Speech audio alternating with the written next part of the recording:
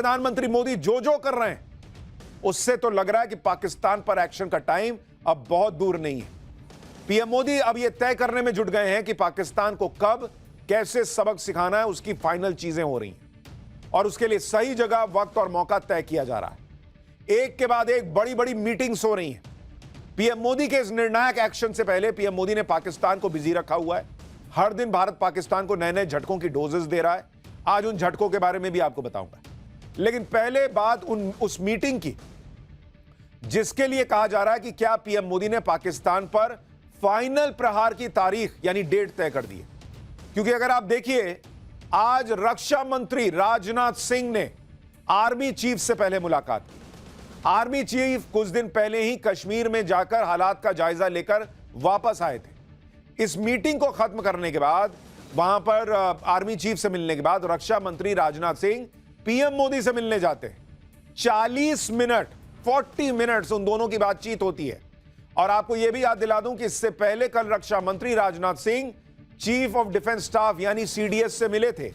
यानी सारी जो मीटिंग्स हो रही हैं वो इशारा कर रही है कि लगातार पीएम को ब्रीफ किया जा रहा है कि क्या हो रहा है, क्या स्थिति है, आर्मी की तैयारी क्या है। अजीत डोभाल वो कई बार कहा जा रहा है कि इन मीटिंग्स में शामिल हो रहे हैं, अलग अलग जगहों पर जो तैयारी है उस पर नजर रख रहे हैं। यानी पूरी तरह से ये जो मीटिंग्स हैं वो बता रही हैं कि अब चीजें जो हैं वो फाइनल स्टेज में पहुंच रही हैं। कई ऐसी अपुष्ट खबरें हमारे पास हैं जो हम आपको नहीं बताएंगे देश हित में, क्योंकि इस वक्त एक एक न्यूज जो हम आपको बताते हैं वो बहुत सेंसिटिव है।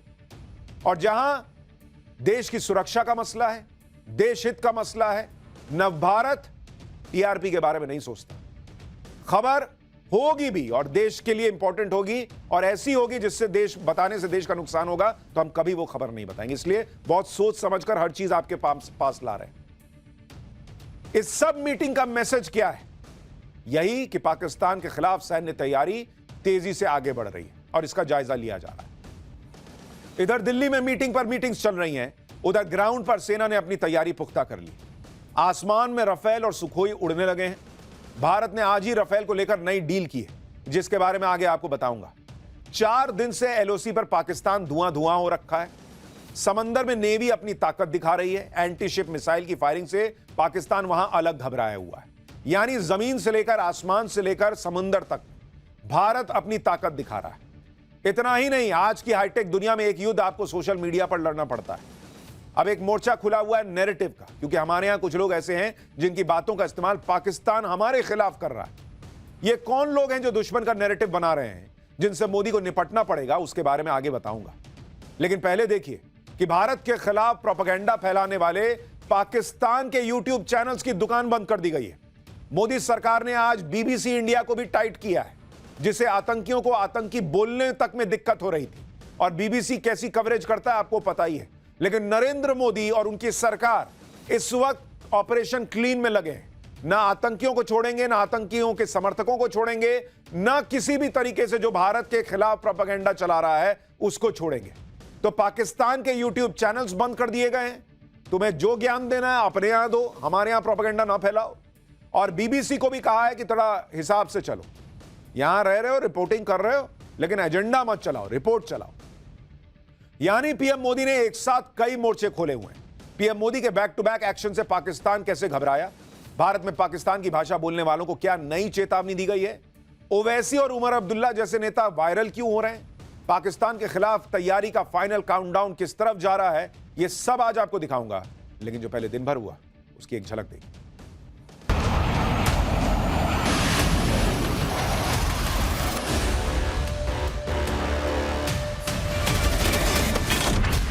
टेररिस्ट को पूछने तक समय होता है क्या? उनके कान में जाके नजदीक जाके पूछेगा। कहाँ ढूंढते फिरोगे भाई?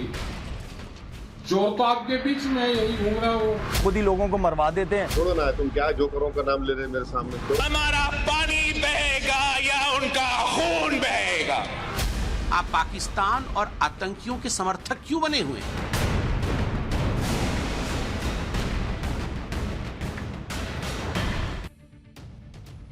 बाहर के दुश्मनों से तो नरेंद्र मोदी लड़ लेंगे, उसकी तैयारी जोर शोर से चल रही है। लेकिन घर के अंदर कुछ लोग जो ऐसी भाषा बोल रहे हैं जो दुश्मन बोलता है, दुश्मन को पसंद आती है, उनसे भी निपटना जरूरी है। ये वो लोग हैं जो सवाल करने की आड़ में पाकिस्तान और आतंकवादियों का नैरेटिव चला दे रहे हैं। सरकार से सवाल जरूर करने चाहिए, लेकिन जब हालात ऐसे हों कि देश अपने दुश्मन का जवाब देने जा रहा है, दुनिया को सबूत देकर बता रहा है कि देखो इसको ठोकना जरूरी है, तो कम से कम उस वक्त में वही बात करनी चाहिए जो देश हित में, न कि पाकिस्तान के हित में या आतंकवादियों के हित में। बहुत सोच समझ कर बोलना चाहिए। लेकिन यहां भारत में कुछ लोगों ने जैसे ठान रखी है कि पाकिस्तान और आतंकियों को ही फायदा पहुंचे तो पहुंचे, लेकिन हम तो मोदी विरोध में बोले। कांग्रेस के एक नेताजी हैं, उनको सुनिए। पीड़ितों के आंख के सामने उनके अपनों को आतंकियों ने मार दिया धर्म पूछकर, और महाराष्ट्र कांग्रेस के विधायक हैं विजय वेट्टीवार, वो मानने को तैयार नहीं है। कह रहे हैं कि आतंकी के पास इतना टाइम है कि धर्म पूछ के मारेगा। सुनिए जरा भाई साहब। तो उन्होंने हिंदू का पूछ कर मारा। अरे कोई टेररिस्ट को पूछने तक समय होता है क्या? उनके कान में जाके नजदीक जाके पूछेगा। ये सब जो बातें हैं बहुत सारे इसमें कंट्रोवर्शियल, कोई बोलता है ऐसा हुआ ही नहीं, कोई बोलते हैं ऐसा हुआ है। ये प्लान करके मत करो। टेररिस्ट है, उसको कोई जात धर्म नहीं होता है। महिलाएं रो रो कर बता रही है कि मेरे पति को धर्म पूछ के मार दिया। कांग्रेस के नेता कह रहे हैं कि आतंकी के पास इतना टाइम नहीं है कि धर्म पूछेगा। बच्चा बता रहा है कि मेरे बाप को मार दिया धर्म पूछकर। कांग्रेस के नेता कह रहे हैं कि अरे आतंकी धर्म जात नहीं करता भाई। इतना कॉन्फिडेंस है इन लोगों को आतंकियों पर। कांग्रेस में कोई एक व्यक्ति ऐसा हो तो समझ भी आए। यहां तो पूरी लंबी लिस्ट है भाई। कर्नाटक के एक मंत्री आरबी तिम्मापुर, उनका कहना है कि जो आतंकी गोली मार रहे हैं, क्या वो जात और धर्म पूछेंगे? वो तो सिर्फ गोली मारेगा और भाग जाएगा। थोड़ा व्यवहारिक होकर सोचिए, आतंकी वहां खड़ा होकर यह सब नहीं पूछेगा। अभी सोचिए, पाकिस्तान पर एक्शन भी नहीं हुआ, देश के अंदर आतंकियों के हमले में भी इनको तमाम सबूत होने के बाद सबूत चाहिए कि आतंकी ऐसा कर सकता है कि नहीं। क्या वो महिला जिसने पति को खो दिया, क्या वो नरेंद्र मोदी के लिए ये सब झूठ बोल रही है? क्या वो जो बच्चा जिसका बाप मर गया, वो क्या नरेंद्र मोदी के लिए झूठ बोल रहा है कि बाप का धर्म पूछा गया था? वहां जो लाशें पड़ी हैं, जिनका सिर फटा पड़ा है, खुला पड़ा है, वो लोग झूठ बोल रहे हैं, उनके रिश्तेदार, कि धर्म पूछ पूछ के मार दिया गया। इनका तनाव यह है कि कहीं मोदी को माइलेज ना मिल जाए। अरे ये माइलेज मोदी के वक्त, मोदी को माइलेज देने का वक्त है क्या? कभी तो देश के लाइन में खड़े हो जाइए सीधे सीधे, सब जहां खड़े हैं। कुछ लोग आतंकियों को क्लीन चिट दे रहे हैं, कुछ लोग तो पाकिस्तान को क्लीन चिट दे रहे हैं। ये राकेश टिकैत को सुनिए जरा, कैसी बातें कर रहे हैं। तो देश को यह बात समझ में नहीं आई अभी कि जो एक घटना घटी है, इससे लाभ किसको हो रहा है? कहां ढूंढते फिरोगे भाई? चोर तो आपके बीच में यही घूम रहा है। वो बॉर्डर पार पाकिस्तान में थोड़ा है कि जो भी ठाव पूरे देश की वो चले जाओ पाकिस्तान में। चोर तो आपके बीच में है।